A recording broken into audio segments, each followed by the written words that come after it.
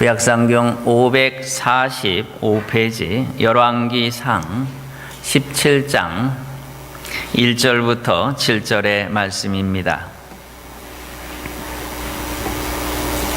찾으셨으면 같은 목소리로 처음부터 끝까지 같이 봉독하도록 하겠습니다. 시작. 길르앗에 구하는 자 중에 디셉 사람 엘리야가 아합에게 고하되 나의 섬기는 이스라엘 하나님 여호와의 사심을 가리켜 맹세하노니 내 말이 없으면 수년 동안 우로가 있지 아니하리라 하니라. 여호와의 말씀이 엘리야에게 임하여 가라사대 너는 여기서 떠나 동으로 가서 요단 앞 그리 시냇가에 숨고 그 시냇물을 마시라. 내가 까마귀를 명하여 거기서 너를 먹이게 하리라. 저가 여호와의 말씀과 같이 하여 곧 앞 가서 요단 앞 그리 시냇가에 머물매 까마귀들이 아침에도 떡과 고기를 저녁에도 떡과 고기를 가져왔고 저가 시내를 마셨더니 땅에 비가 내리지 아니하므로 얼마 후에 그 시내가 마르니라. 아멘. 오늘 읽은 말씀을 통해서 그리 시냇가라는 제목으로 함께 말씀을 나누겠습니다. 어제는 눈이 너무 많이 와서 예배 드릴 수 있을까 하고 대단히 걱정했었는데 또 이렇게 화창한 그러한 날씨를 하나님께서 허락하셔서 이와 같이 나와 예배 드릴 수 있게 된 거 얼마나 감사한지 모르겠습니다. 우리가 특별히 주일날 아침에 나와 이와 같이 예배할 수 있다는 것, 한 주간을 하나님의 은혜 가운데 살아가고 그리고 또 이 주일에 나와서 우리 하나님 앞에 예배하면서 이렇게 우리가 한평생을 살다가 주님 앞에 선다면 얼마나 아름답고 감사하겠습니까? 그런 면에서 오늘 우리가 이 시간 하나님 앞에 예배하면서 하나님께서 우리에게 주시는 그러한 말씀을 우리가 경청해 듣기를 원합니다.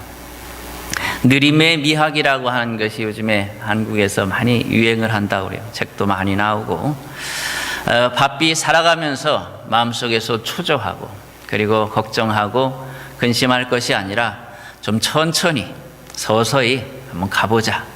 그리고 가만히 앉아서 때로는 또 생각도 해보고 그리고 묵상도 해보고 그렇게 해보자 하는 것들이 주된 내용들입니다. 사실 세상 사람들도 그렇게 너무 성급히 그리고 그렇게 마음 조급하게 가는 것, 서둘러 가는 것, 그래서 뭔가를 이루기 위해서 막 뛰어가는 것, 그것이 문제가 있다라고 느끼고 있습니다.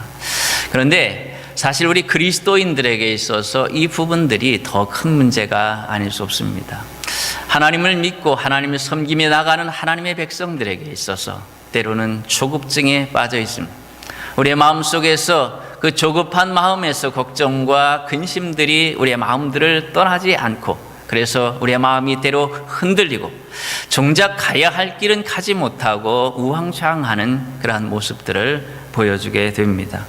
오늘 여기 우리가 읽은 열왕기상 17장 1절로 7절의 말씀, 바로 하나님께서 부르신 이 엘리야, 어찌 보면 이 어두운 시대 속에서 하나님께서 이 사람을 갑자기 부르셨습니다. 여기 길르앗에 우거하는 자 중에 디셉 사람 엘리야가 이렇게 변합니다.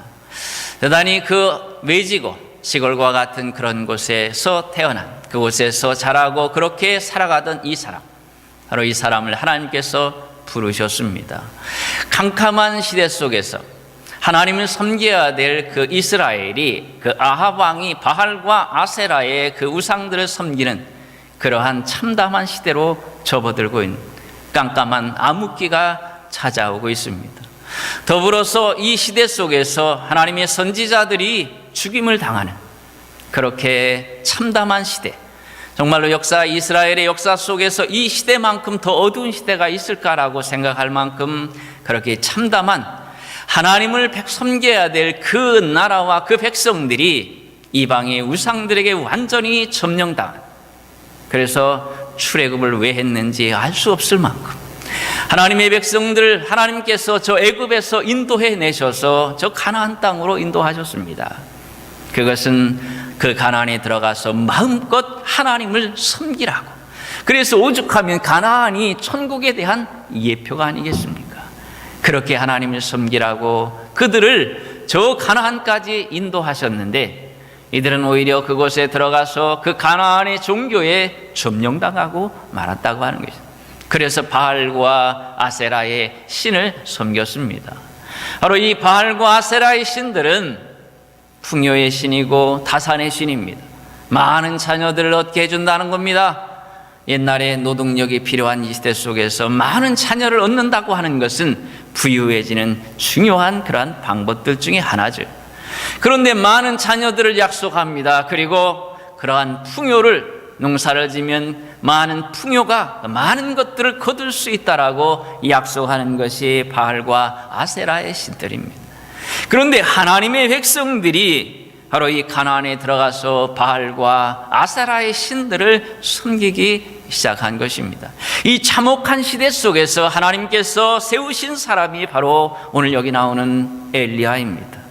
하나님께서 그를 세우셔서 지금 바로 그 아합 왕에게 가서 내 말이 있으면 수년 동안 우로가 있지 아니할 것이라 라고 경고하시는 장면들이 나오고 있습니다. 하나님께서 이 시대 속에서 우리를 세우십니다. 캄캄하고 어두운 시대지만은, 그러나 오늘 이 시간 우리가 하나님 앞에 나와 예배하는 우리들을 하나님께서 이 엘리야와 같이 세우시는 것입니다. 시대가 어찌 되었든지 그 시대를 따라가려고 해서는 안 됩니다. 그 시대가 아니라 그 시대 속에서 하나님께서 나를 통하여 빛을 밝히고 계신다고 하는 것입니다. 모두 어둡다고 나까지 불을 꺼서는 안 되는 것입니다. 나까지 꺼버리면 누구도 앞을 향해 나갈 수 없기 때문에 그럽니다. 우리의 가정 속에서 우리 하나하나가 빛이 되어야 합니다. 아무리 힘들고 어렵고 아무리 참담하고 아무리 모든 것을 포기하고 싶은 상황이 온다 할지라도, 그러나 바로 이러한 가정에 내가 하나님께서 엘리야로 세우셨음을 믿어야 합니다. 내가 불을 켜고 있으면 다시 우리의 가정이, 우리의 교회가 다시 환해진다고 하는 것이죠. 언제나 우리는 내가 엘리야가 되어야 합니다. 이 어두운 시대 속에서 엘리야로 서서 하나님의 말씀을 온전히 전하는 바로 그러한 사람이 되어야 되죠.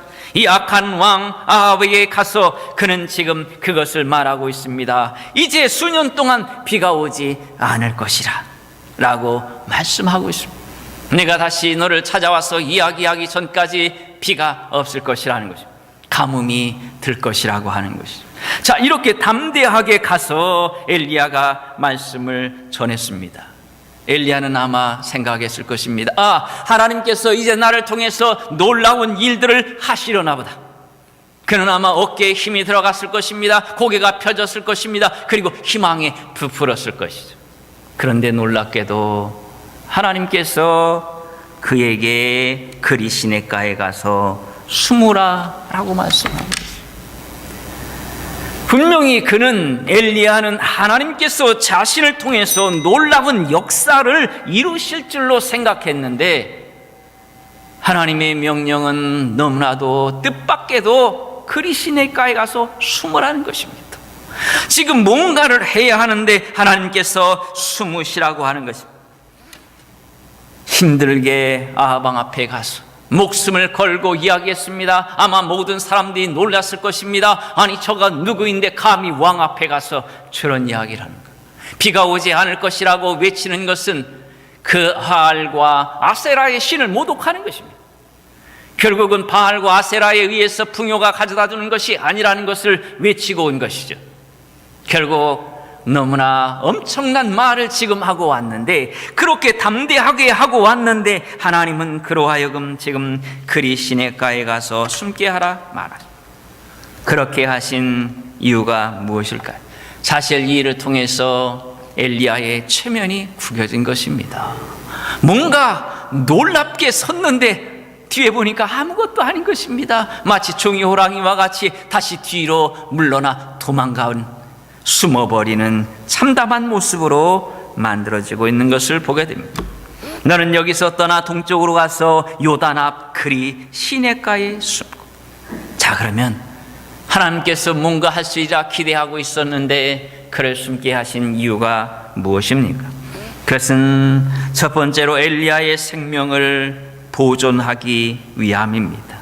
바로 아합으로부터 그의 생명의 위협을 하는 것을 보호하기 위함이죠. 아합의 입장에서 보면 좀 전에 이야기한 것과 같이 자신이 섬기는 바알과 아세라의 신을 모독하는 것입니다. 신성 모독인 것이죠. 결국 살려놓을 수 없다라고 생각한 것입니다. 이러한 위기에 처한 것을 하나님께서 아시고 바로 엘리야를 피신시키고 있는 것을 보게 됩니다. 엘리야의 입장에서는 왜 그렇게 하실까 의아했습니다. 좀 전에 이야기한 것과 같이 언제는 나가서 그렇게 담대하게 이야기해놓고 하라고 하시고서 이제는 나보고 숨으라고 하시니 도무지 이해할 수가 없었던 것입니다. 그러나 여러분, 하나님께서 때로 우리를 숨기시고 때로 우리를 뒤로 물러앉게 하십니다. 때로 우리로 하여금 앞으로 나가야 할 것 같은데 때로 침체가 오고 때로는 뒤로 물러나는 그러한 모습들이 있습니다. 그러할 때에 오늘 우리의 때로는 체면이 구겨지고 우리의 마음이 상하고 우리의 마음속에 흔들림이 있을 수 있습니다. 그런데 하나님께서 하나님의 역사를 이룸에 있어서 이러한 일들을 하셨다고 하는 것입니다. 모세도 하나님의 역사를 감당하기 위해서 저 광야에서 40년 동안 가장 천한 목자로 살았습니다. 왕자였던 그에게 어찌 보면 그것은 견딜 수 없는 수치였고 모욕이었을 것입니다. 가장 낮고 낮은 그러한 모습 속에 있었을 것. 애굽 사람들의 입장에서 보면은 양을 친다고 하는 것은 대단히 가장 천한 직업 중에 하나였습니다. 한국 사람들의 그 표현들로 말한다면은 가장 너무나 막노동을 하는 제가 그 직업을 무슨 이렇게 하대하는 거 아닙니다. 느끼는 그러한 마음 속에서 그렇다고 하는 힘들고 어려운 그러한 가장 직업. 애굽 사람들에게 있어서 바로 이 양을 친다고 하는 것은 가장 낮아지는 모습이었어요. 인생의 가장 막장에서 할 수 있는 것들이다 라고 생각했던, 천하고 천한 것이다라고 생각했던 이 모세의 입장에서 그가 40년 동안 그 일을 하였다고 하는 것, 그리고 80이 이르도록 그렇게 하였다고 하는 것은 내가 이렇게 하다가 죽는구나 라고 분명히 그는 생각했을 것입니다. 그런데 그 40년의 세월을 지나서 하나님께서 모세를 불러 다시 내신 것입니다. 우리가 사도 사울이 다메섹 도상에서 예수 그리스도를 만났습니다. 그리고 나서 그가 곧 나가서 복음을 전하고 온 세상을 향해서 복음을 전한 것 같지만은 아닙니다. 그가 광야로 나가서 외진 곳에 가서 학자들에 하면 거의 한 3년 가까이 그렇게 그곳에 머물러 있었습니다. 그는 그곳에서 하나님을 만나는 연습들을, 그리고 그곳에서 하나님의 말씀을 받았을 것입니다.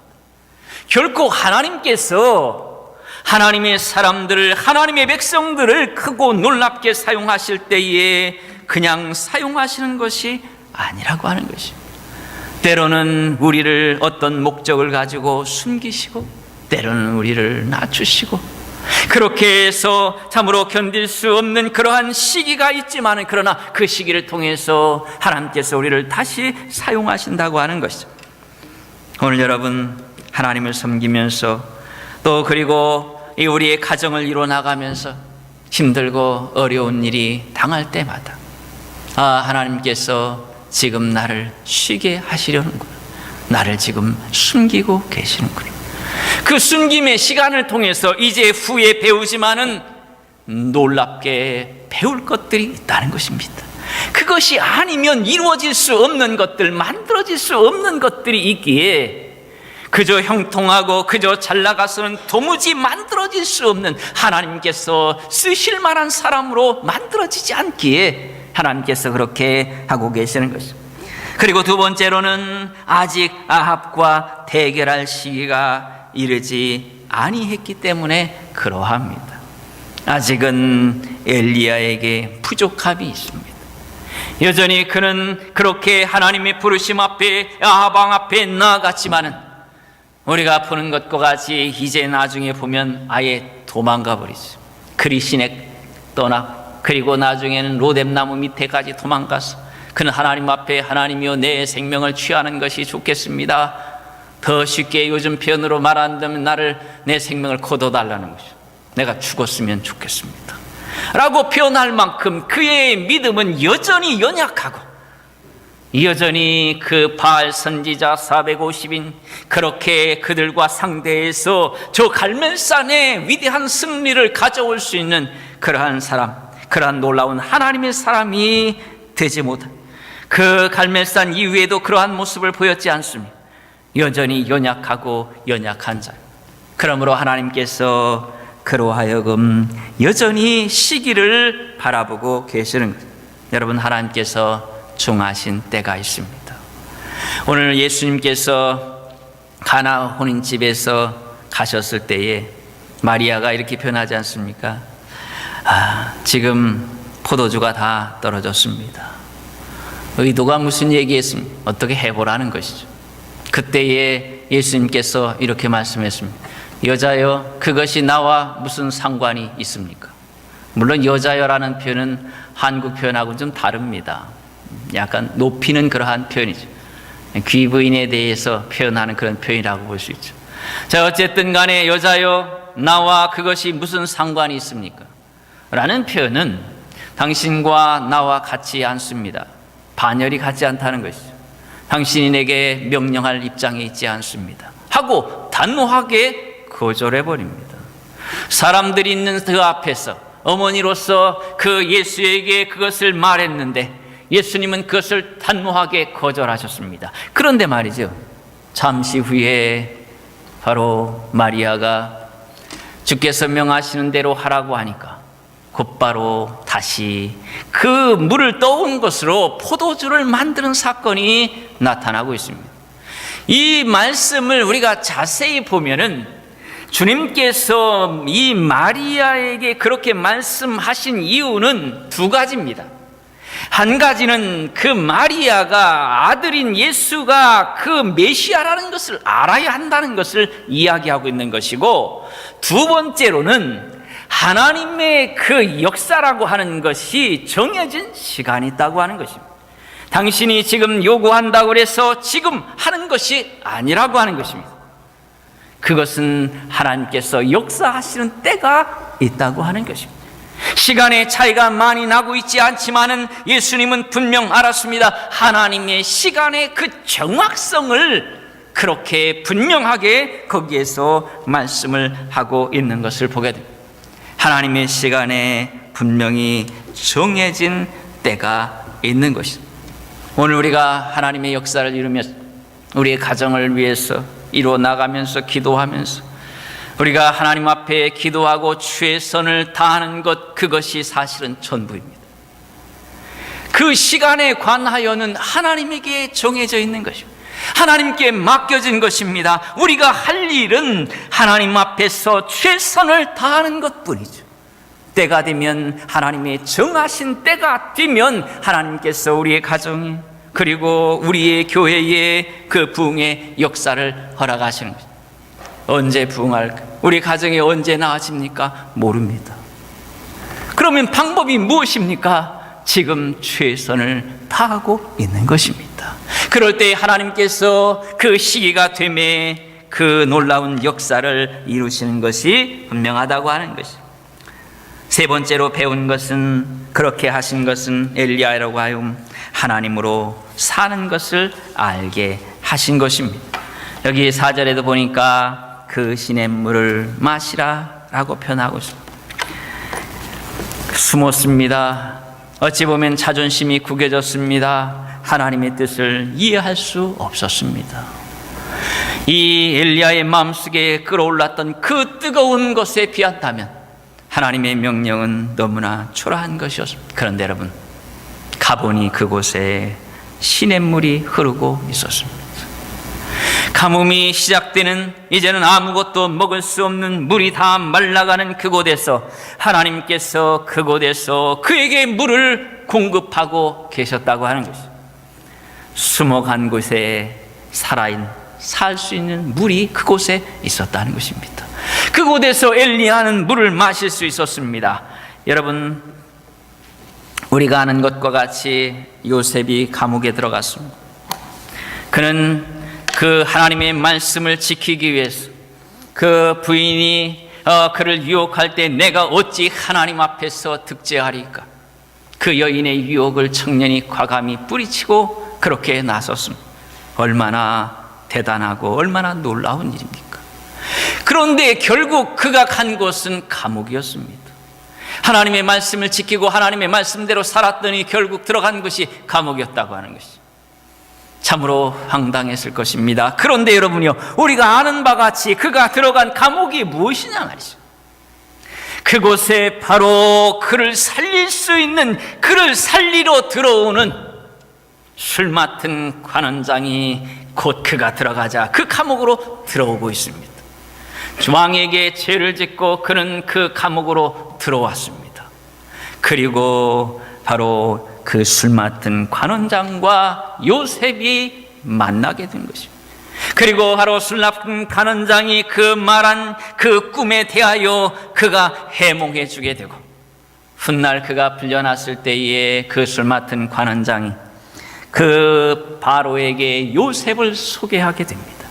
그리고 나서 요셉이 이제 그 바로 왕의 꿈을 해몽하고, 그리고 그곳에 그 애굽에 그 당할 수 있었던 그 가뭄을 해결하는 그 일로 말미암아 총리가 되는 것을 우리가 알고 있습니다. 오늘 여러분, 우리가 들어가는 곳이 결국 숨는 곳이고 때로 뒤처지는 것 같이 보여질지라도 하나님의 말씀을 따라 가면 그곳에서 샘물이 있습니다. 그곳에서 우리가 살아날 그것들이 있다고 하는 것입니다. 그곳에서 거기 보니까 까마귀를 통해 음식을 공급하셨다라고 표현합니다. 내가 까마귀를 명하여 거기서 먹이게 하리라 라고 표현하고 있습니다. 시냇가에 갔을 때의 문제는 그곳에 또 물밖에 없었습니다. 그곳에 먹을 것이 없었어요. 그런데 하나님께서 까마귀를 통해서 그를 먹이셨다라고 표현합니다. 왜 하나님께서 까마귀를 통해서 엘리야에게 그것을 먹이셨습니까? 그것은 그가 사는 것이 하나님으로 살 수 있다고 하는 것을 보여주신 것입니다. 하나님의 백성들이 어려운 시대 속에서 우리가 저 믿지 않는 사람들보다 더 똑똑한 것도 아니고 더 세상적인 경제에 밝은 것도 아닙니다. 이 거친 세상 속에서 우리가 어찌 살아갈 수 있을 것인가? 성령이 가르쳐주는 바는, 하나님의 위대한 역사를 감당해야 될 이 엘리야에게 가르쳐주는 바는 네가 하나님의 도우심만으로 살 수 있다고 하는 것입니다. 바로 이 그리시네가는 무엇이냐 하면은 하나님의 도우심만으로 생명을 유지할 수 있는 것을 가르쳐주는 구별된 장소였다는 것이죠. 우리가 힘들고 어려움을 통해서 우리가 망하는 것이 아니라 그것을 통해서 우리는 하나님께서 도우시는 손길들을 발견하는 장소가 되는 것이죠. 어려움이 없이 어찌 우리가 하나님의 역사들을 발견할 수 있겠습니까? 설사 하나님께서 도우셨다 하더라도 그는 말할 것입니다. 이것은 내가 한 것이라. 아니면 때로 재수가 좋았다라고 말할 것입니다. 분명 우리는 그렇게 할 것입니다. 그러므로 하나님은 우리로 하여금 때로 이 시냇가로 보내시고 아무것도 없는 곳으로 때로 몰아넣으시고, 그리고 우리로 하여금 그것이 하나님의 은혜로 살아가는 것임을 우리에게 가르쳐 주십니다. 저는 전도사 때 너무 많이 체험했어요. 어떤 때 보면 쌀이 없어요. 오늘 먹고 내일부터 먹을 쌀이 없어요. 그럼 전도사가 어디 가서 이렇게 손을 벌릴 수도 없는 춘천에 가 있어요. 그런 경우가 여러 번 있었어요. 그런데 놀랍게도 그날이 되면 어떤 집사님이 쌀 푸대를 들고 와요. 20kg짜리를 들고 와요. 제가 한 분만 소개하면 김선영 집사님이라는 그분, 몇 분이 있었는데 보면 쌀이 떨어진 날 쌀을 들고 와요. 왔다 이렇게 놓고 갑니다. 저는 그때 엘리야에게 까마귀로 먹이셨다고 하는 이 하나님의 말씀을 그대로 100% 믿었습니다. 왜냐하면 내 삶 속에서 그렇게 하셨습니다. 우리의 삶 속에 하나님께서 우리로 하여금 힘들고 때로 어려운 곳으로 몰아넣는다 하더라도 여러분이요, 그리하여 저는 단 한 번도 없어서 굶은 적은 없습니다. 한 번도. 하나님을 섬기고 난 이후에 단 한 번도 쌀이 없어서 굶은 적은 없다는 것이죠. 하나님께서 늘 지키시고 보호하시는 것이 어찌 주의 종들만이겠느냐 말이죠. 모든 하나님의 백성들 모두에게 가르쳐 주시는 바는 그렇게 하신다고 하는 거죠. 마지막에 이제 하나님의 명령을 하나님의 떠나라고는 그 명령이 있기까지 그는 그리 시냇가에 머물렀어. 5절에 보니까 그가 여호와의 말씀과 같이 하여 곧 가서 요단 앞 그리 시냇가에 머물매라고 표현했습니다. 그는 그 시냇가로 갔습니다.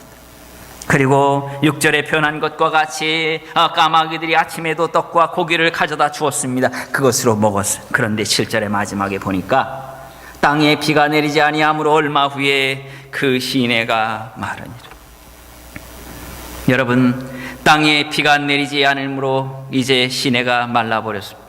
그런데 여러분, 놀라운 것은 그래도 엘리야는 그곳에 있었습니다. 하나님의 말씀이 다시 8절에서 임하기 전까지 그는 메마른 이 곳에 계속 머물러 있었다고 하는 것입니다. 하나님의 말씀을 따라가면 되는 것입니다. 힘들고 어려워도 하나님의 백성들이 늘 마음속에 선을 그어놓아야 합니다. 아무리 힘들어도 내가 하나님의 말씀을 따라가면 된다는 것입니다. 오늘 우리는 아무리 힘들어도 하나님 앞에 예배하고 경배하고 말씀을 따라가면 그것이 하나님의 기적이 나타나는 현장들이 된다는 것이죠. 우리는 그것들을 삶 속에서 체험해야 돼. 이 시대가 점점 바뀔수록 믿음들이 연약해지고 있어요. 무슨 믿음들이 연약해지고 있는가? 하나님으로 산다고 하는 이 믿음들이 연약해지고 있어요. 왜냐하면 다른 것들을 의지할 것들이 너무나 많아지고 있어요. 하나님을 대체하는 것들이 많아지고 있습니다. 그래서 우리의 마음속에 하나님이 없어도 살아갈 것과 같은 1년, 2년, 10년 정도는 너끈히 살아갈 것 같죠. 솔직히 안 그렇습니까, 여러분? 하나님이 돕지 않아도 10년 너끈히 살아갈 것 같습니다. 그런데 여러분, 오늘 그리스도인들이요, 우리가 다시 이 말씀을 통해서 배워야 합니다. 우리는 하나님의 도우심만으로 살아가는 사람들입니다. 그 도우심만으로 살아갈 수 있는 사람들. 오늘 여러분, 우리가 그것을 믿고 우리가 최선을 다하십시오. 낙심하고 근심하고 걱정할 것이 아니라 최선을 다 때가 되매 하나님께서 도우시는 놀라운 역사가 우리 가운데 있을 줄로 믿습니다.